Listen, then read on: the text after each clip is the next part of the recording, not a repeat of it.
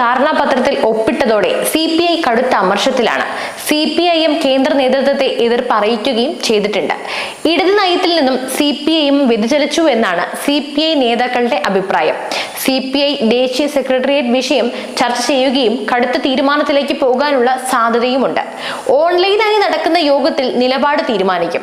മന്ത്രിമാർ ക്യാബിനറ്റിൽ നിന്നും വിട്ടുനിൽക്കുന്നത് അടക്കമുള്ള കടുത്ത നടപടികളിലേക്ക് നീങ്ങണമെന്ന് നേതാക്കൾ ആവശ്യപ്പെട്ടു തുടങ്ങിയിട്ടുമുണ്ട്. തോമസ് ചാണ്ടിയുടെ കായൽ നികത്ത് വിഷയത്തിൽ കാനം രാജേന്ദ്രൻ സ്വീകരിച്ച നിലപാട് ഓർമ്മിപ്പിച്ചുകൊണ്ടാണ് ഈ ആവശ്യം ഉന്നയിക്കുന്നത്.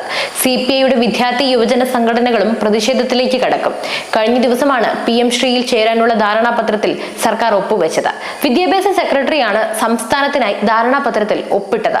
തടഞ്ഞുവെച്ച ഫണ്ട് ഉടൻ നൽകുമെന്ന് കേന്ദ്രം അറിയിക്കുകയും ചെയ്തു. പദ്ധതിയുടെ ഭാഗമായി കേരളം മാറിയതോടെ 1500 കോടി രൂപ ഉടൻ സംസ്ഥാനത്തിന് ലഭിക്കും.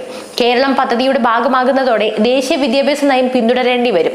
കേന്ദ്രത്തിൽ നിന്നും ലഭിക്കുന്ന ഫണ്ട് വെറുതെ പാഴാക്കി കളയണോ എന്ന നിലപാടായിരുന്നു വിദ്യാഭ്യാസ മന്ത്രി V ശിവൻകുട്ടിയുടേത്.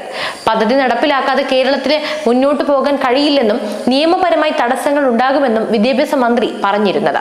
PM ശ്രീ പദ്ധതിയിൽ വിയോജിപ്പ് തുടരുമെന്ന CPIയുടെ നിലപാട് തള്ളിയാണ് സംസ്ഥാന സർക്കാർ പദ്ധതിയുടെ ഭാഗമായത്.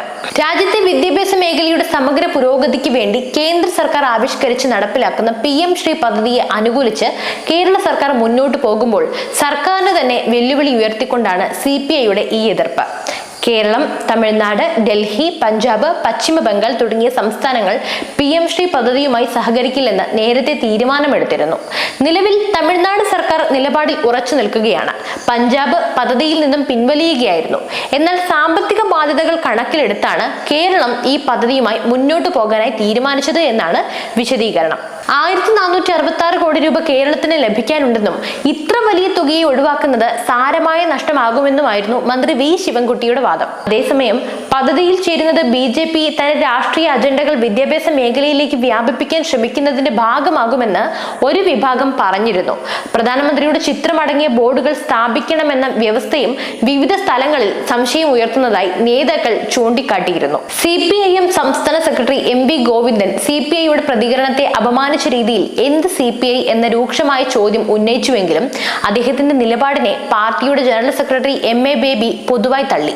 ദേശീയ വിദ്യാഭ്യാസ നയത്തിൽ തീരുമാനമെടുക്കുമ്പോൾ മുന്നണിയിലെ മറ്റ് ഘടക കക്ഷികളുടെ അഭിപ്രായം പരിഗണിക്കണമെന്ന് MA ബേബി പറഞ്ഞ വാക്കുകളെ പോലും തള്ളിയാണ് സംസ്ഥാനം ഇപ്പോൾ PM ശ്രീ പദ്ധതിയുമായി മുന്നോട്ട് പോകുന്നത്.